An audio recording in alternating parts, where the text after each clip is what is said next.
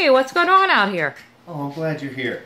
I'm just about to prepare the breakfast, and I got this new Tupperware microwave pressure cooker, which is fantastic. And I'm glad you're here now. I can show it to you. So I've got my eggs. I already have them whisked up here pretty good with my fork. Just going to add a couple things to them. And I have some other ingredients, which I'm going to show you. Oh, this is going to be great. Alright, so we'll put our fork down. I like to add always a little milk to my eggs.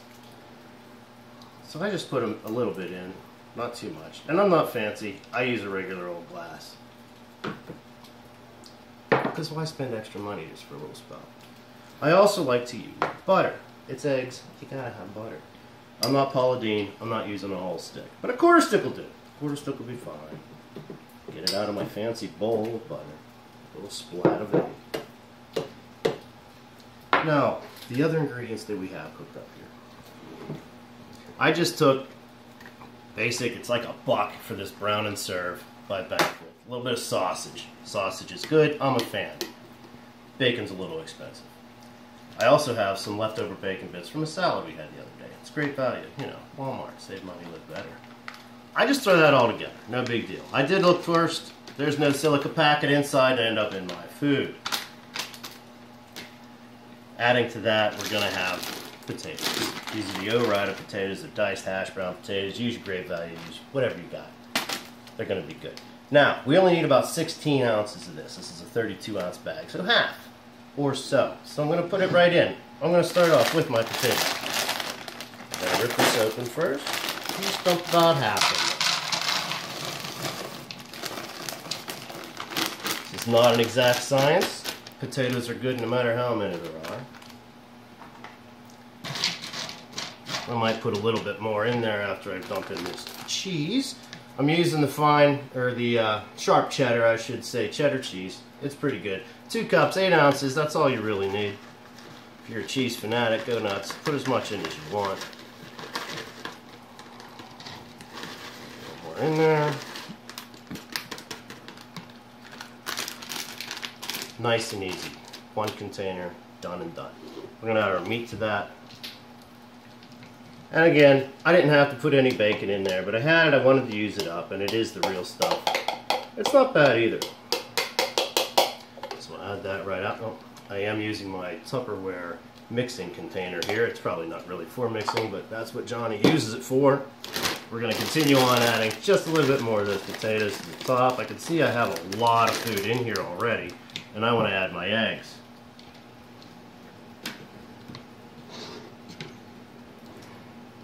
Okay, and adding the eggs, just dumping. That's all we're doing, dumping. We're going to let the microwave do the work today. You know, I had a long day. It was sunny out. It's not sunny anymore, that's for sure. It's raining out there, but it was a nice day. I was out running around all day. I didn't have time. Who does? I don't want to come home, prepare a full meal. Jen's hungry. Trenton's hungry. They've been running around, busy, shopping. Mother's Day's tomorrow. There's a lot going on in our lives.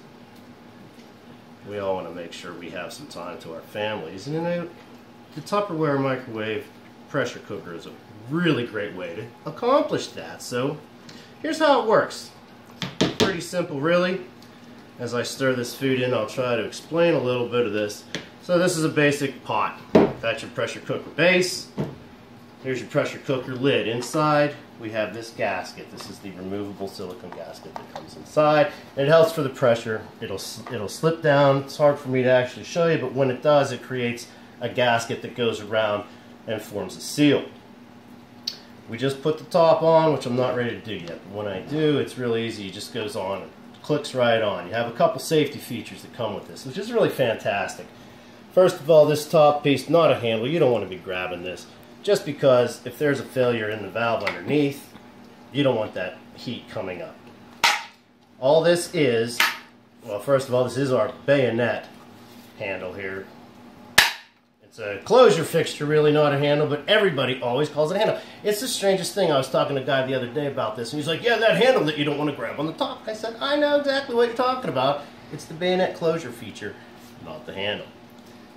At any rate, when this goes on and you're locked in place, then you will push that down and it actually locks and creates a grip. And when it does that, it presses that valve right down there. It helps you keep your pressure on. We also have our regulator valve right here. And the regulator valve, I don't know if you can see this, I'm pushing my finger through the bottom. So that's the pressure, that's your steam, that's everything that's building up inside all that pressure. If it gets too high, it's going to pop this right open and come out.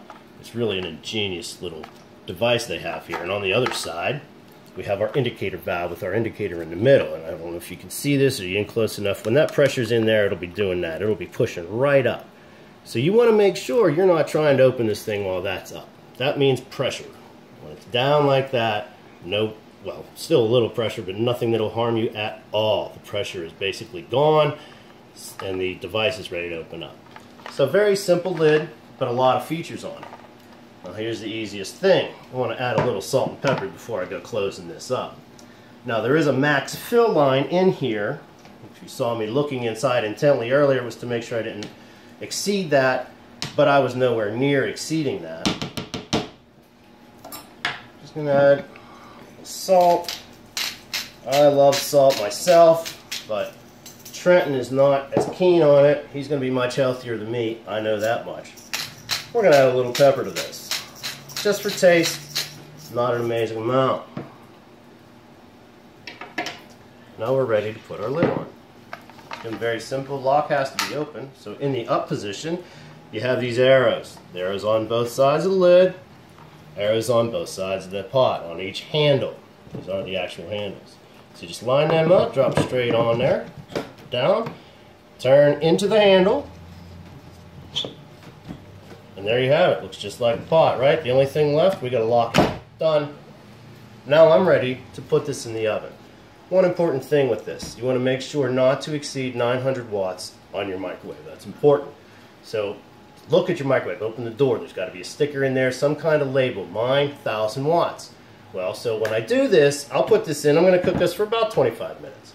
And I'm going to use level 9. That's 900 watts. So that's full power for what this can handle, not full power for your microwave.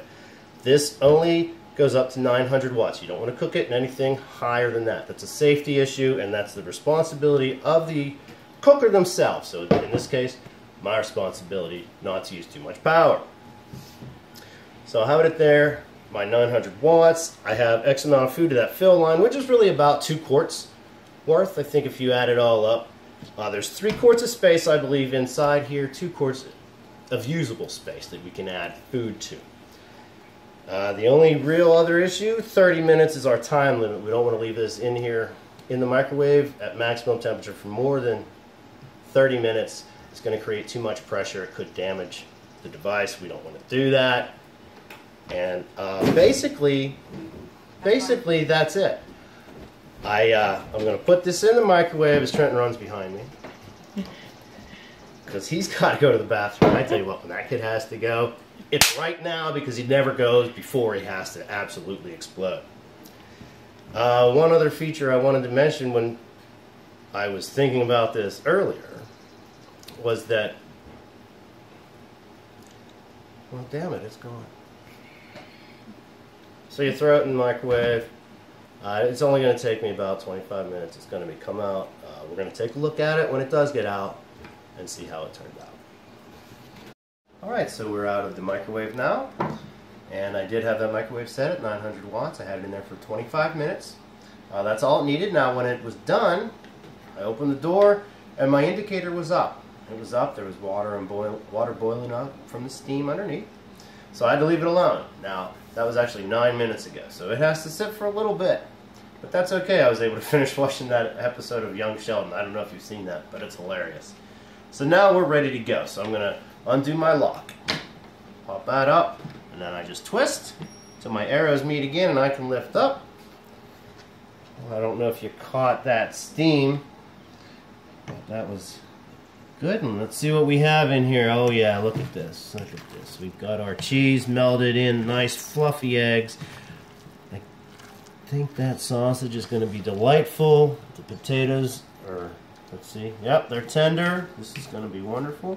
We're going to find out how Trenton likes this, but I tell you what, if anybody out there happens to see this video and says, my goodness, that does look delicious, how do I get one of those? Well, let me tell you, all you got to do is go to this website. It's www.formariemiller.my.tupperware.com, all in lowercase, and she'll set you up. When I got this, it happened to be on sale for $129, which I believe is a steal. I'd have paid twice the price on that. I think it retails about $150, $149, something in that area, which I would gladly pay. This will save you time, save you stress, save you energy, and let you spend more time with your family. Now we're going to just get some toast here, and then we're going to find out what Trent thinks of it. And here we are with the finished product, and Trenton's about to try it and tell us what he thinks.